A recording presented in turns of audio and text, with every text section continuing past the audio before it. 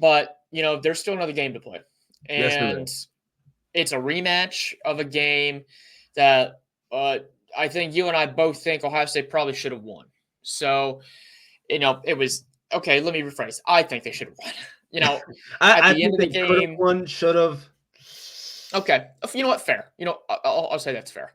Regardless, we know these are two great teams, Yeah. and the way Ohio State played on Saturday and the way Oregon's been playing all season long, I don't think it's a stretch to say that this is a matchup of the two best teams in college football. It's a national championship.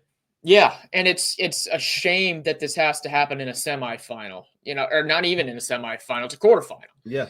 And Ohio State, I know they're going to feel mighty confident coming into this game because of the smackdown they put on Tennessee, and because of the fact that they played so well at Oregon, and they only lost by 1. And this is going to be a neutral site game. Yeah, it's out west, it's the Rose Bowl, but there are going to be a lot more Ohio State fans in the Rose Bowl than there were in Eugene. So they're going to come in with a lot of confidence, and I think it's going to be a great game. What are your first thoughts about this rematch? Anxious. I'm very anxious, man. Going to the playoff, I had Ohio State losing this week. I have Ohio State losing this game against Oregon. Honestly, I still do right now. A few people, ironically, Wolverine fans, they think different. I have my co-host Bryce. He has Ohio State win the national championship. Talked to my buddy Lawson today. We're on the phone when I got off of work, and he's like, we're talking about the game. He's like, dude, y'all gonna beat Oregon. He says, I just don't. He says, I don't see it. Even after 13-0, Big Ten champ, he goes, I don't see it. Okay, and let me be clear. Yeah. If Ohio State plays like they did on Saturday against Tennessee, they're winning. There is not a team that can beat them. No, plain and simple. Yeah, and where our conversation went was, I told him, what I saw last week or this past Saturday out of our offensive line, that is the exception. It is not the rule right now. I gotta do it if I have to see it against Oregon. I think Oregon's defensive line is better than Tennessee's. I really do. I think at the very worst, it's equal. I think at the worst, yeah, I would agree with that. Now, I think we can pass all over them. Yeah, they did the first matchup. Yeah, I mean, dude, their DBs are 5'9". They're all 5'9". They're just too small. But where our conversation led to was just basically this: if both teams play their A game, Ohio State wins by 10. Yeah, and look, I don't think you're crazy for having for your initial thought being Oregon winning this game. They're the number 1 team in the country for a reason. They're undefeated. They've already beaten Ohio State, so I don't think it's a crazy take. It's hard. In my heart of hearts, I think we're going to win. In my heart of hearts, I think we're going to win. Sure, but my initial, and this is just my initial thought. Still a week and a half out. I wrote it this morning. I had Ohio State winning 38-35, and that's just a very early gut feeling. And like you mentioned, they could throw on them. I mean, the first game, Howard was 28-35 for 2 tutties.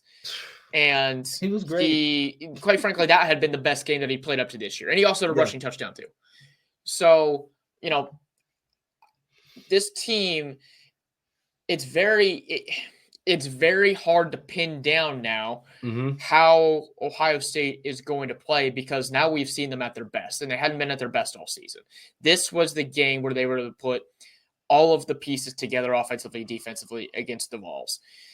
And like I mentioned, if they play like that against Oregon in the Rose Bowl, it's game over. I don't think it's going to be particularly – well, you know what? It might be close in the fourth quarter, but then they're going to pull away. They will win this game. There's not a team out there that can beat them with the talent going at full blast like they did on Saturday. But the question is whether or not they can keep playing like that. Ryan, I'll tell you what, dude. I'll tell you what, my guy. If you honestly ask me what I think about this game and if we're going to win, it's probably more so yes, and this is why. I go back. I told you before, I hate pinning games on single players. I really do. That week against Oregon, I know who you're going to Everyone, talk about. everyone not named Burke together gave up 162 yards, and he gave up 178. Now there was something, and over the past few weeks, and it was very much so this past Saturday, Jermaine Matthews was on the field a lot. Jermaine Matthews played really well. But you know what? The entire secondary did. Burke did too. Burke played well. Denzel Burke is not 8 for 8, 178 yards bad. He is not. I refuse to believe that he is that bad. Yep. And I think that the Ohio State defense, because mind you, both teams did not play their A game. They didn't. But Ohio State's secondary, if they played 5% better, we win that game. I truly believe that. I just can't see I can't see our defensive line playing that bad again. I can't see our linebackers playing that bad. Like, remember, Sonny Styles is not the same linebacker he was early in the season. He's not. Now you can tell me that you don't see them playing that bad again, which I agree with. But I can also see Oregon's offense being really good because they are a really good offense. They're a good team. And so I think you and I are both on the same page. You know, this is going to be a close game. I think it's going to be close throughout. Yes.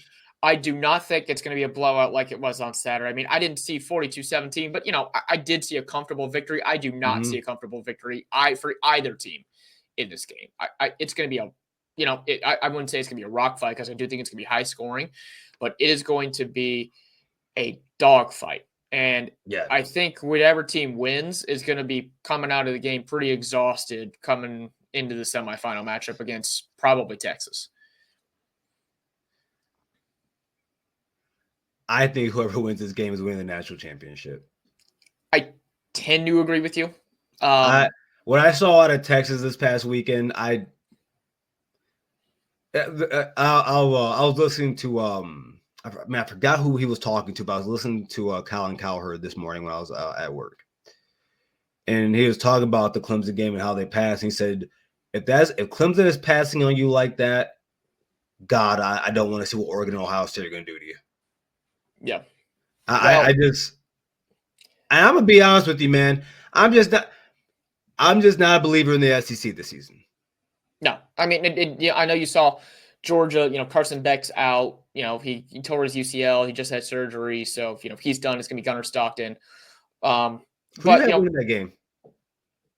Notre Dame. It's not gonna be close. Me too. And you know that Notre Dame IU game, I did not expect. I didn't expect it to be that lopsided. I know you did. Okay. I did not. So that was a little bit of a surprise to me. And I know you also thought SMU was going to get their doors blown off. And I had picked that as, the one possible upset until James Franklin proved otherwise. And he proved otherwise. Dude, he's about to get 2 top 10 wins the easy way. Easy way. Yeah. But turning back to this Oregon game. Yep. A couple things do concern me. I don't think Ohio State has the better coach in the matchup. I think Dan Lanning, I think he's better than Ryan Day, especially in these late game situations. I mean, we saw the last game. Dan Lanning had that intentional penalty that he let his team do because he exploited the rules that Ryan Day did not know about. Do you hold anything accountable from what he did the season before? Sure, yes. But what we've seen so far this season for Lanning is he has grown from that season. I mean, they're undefeated. Like I said, that intentional 12-men on the field penalty against Ohio State in the first matchup, showing that Ryan Day did not tell Will Howard, hey, you got to get down on this scramble to make sure we've got enough time for a field goal. It's little things like that add up in a game that is going to be, I think, really, really close. So that concerns me. The field goal kicking definitely concerns me. In a game like this, it could come down to special teams, and I am still very worried about Jaden Fielding. So that's concerning. Just don't kick. Punt or score touchdowns or go for it. It'd be great if they were good enough to not need a kick again. That would be great. I don't know if that'll be the case. And then, the offensive line needs to show me that they can do it again with a rotation. It sounds like, based on what Ryan Day had to say today on his Zoom availability, they're going to continue with a rotation. And I didn't think it was going to be a true rotation like it was. And It was a rotation. They moved those guards in and out. And It it sounds didn't like they're matter. going to do this. Yeah. And it sounds like they're going to do the same thing this week, which scares the hell out of me because in the first matchup, Mateo Uiagalelei had his way on the outside. I know that was more on the tackles, and that was more when Josh Simmons went down. But they've got dudes up front who Derek can. Harmon. Yep. Yeah, they've got dudes who can cause issues, and that is a concerning thing for me, especially, you know, in a matchup where two teams are so evenly matched. The trenches typically dictate who wins games like that. And Oregon's defensive line, it mirrors Ohio State's. Very big edge players and very athletic, big defensive tackles. It's if I had to call a score right now, I'd probably be around.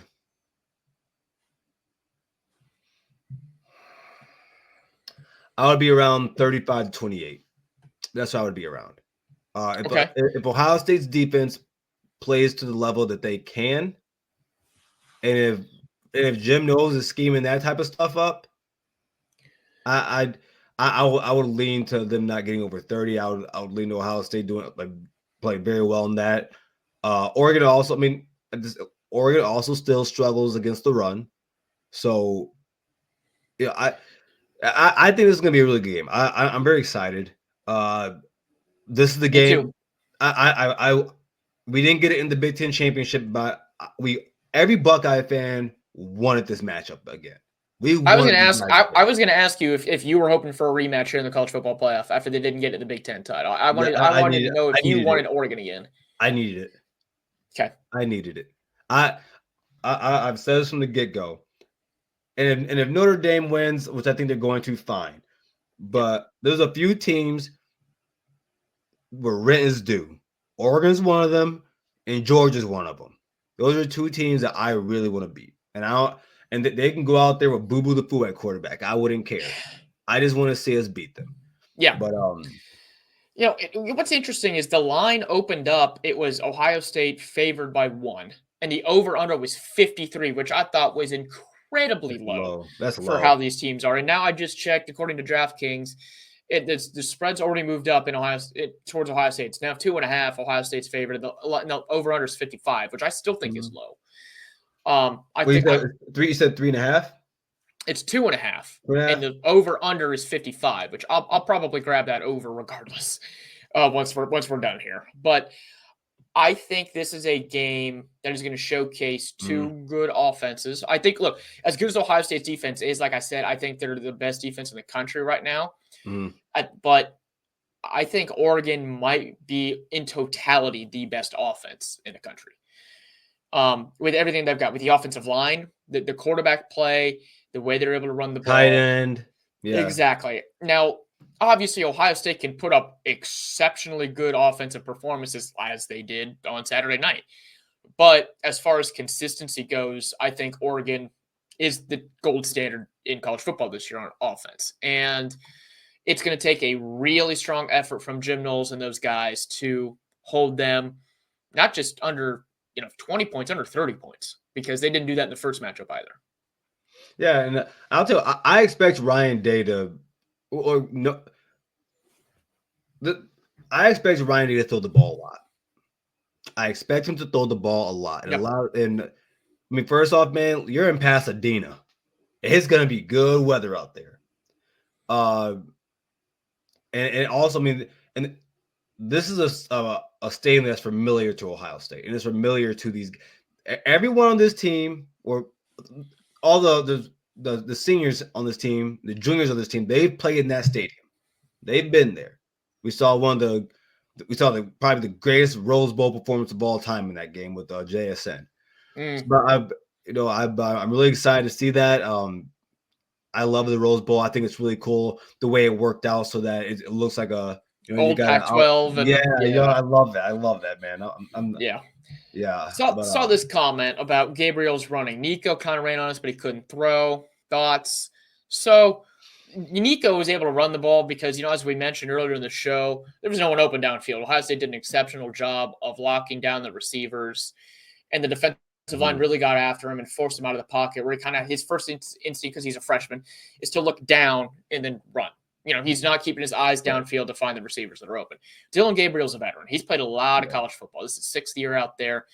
Let's be frank. Those wide receivers are not Oregon's. Correct. I mean, Tez Johnson, we talk a lot about Jeremiah. He's their Jeremiah Smith. Tez Johnson is one of the best wide receivers in the country. He is going to be a tough cover. And I am going to be interested to see if they keep Burke on him or if they move Igbinosin over there. Or, switch him up. Maybe give him some Jermaine Matthews reps or Jordan Hancock. I'm interested to see how they handle those defensive coverages. I want to see how much man-to-man they play versus zone. And if you ask me who you put on Evan Stewart, I would say you start Jermaine Matthews. I don't think they're going to. Jermaine. Yeah. But, I mean, as far as Gabriel running the football, I think that is going to be somewhat of an issue. I don't think it's going to be the primary way that they're going to want to attack Ohio State, but they definitely have to keep them in the pocket. I wouldn't be surprised to see them use a spy. Sonny may spy on him a bit. And also, I think that's where pressure comes in. I think they're going to bring Cody Simon, Sonny Styles in on some pressure where they can fill those run gaps to the inside. If JT and Jack are going on the outside, those, A and B gaps are going to be open. So they're going to have to bring those linebackers in to fill those gaps to make sure that Gabriel can't run up the middle when the pocket does start to collapse on the outside. Yeah. And also, you're going to see a lot. I think you're going to see a lot of, like with them bringing pressure, I think you're also going to see a lot of zone from them also.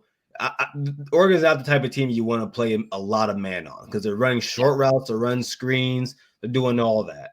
Yep. And you probably don't. You're probably they got guys who can get a lot of yak. There's really there's only real Evan Stewart is the only deep threat they have. The only real deep threat they have.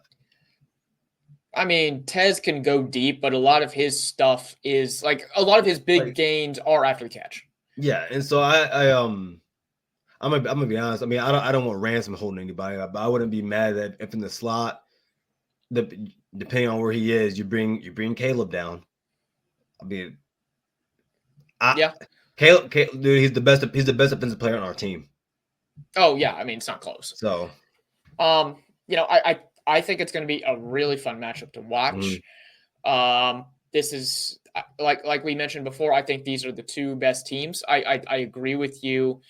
I think whoever comes out on top is going to win the Natty because, I mean, I think the only other team that can they are going to be beat up. You are right about that, though. They are going to be tired out of that. That's going to be an emotional game for both those teams. I'll tell you this: if Arizona State somehow upsets Texas and the winner of this game gets Arizona State, that's easy shoe-in for the national championship thing for one of these two teams because Arizona State cannot handle these guys. No, either one of these teams. And I don't.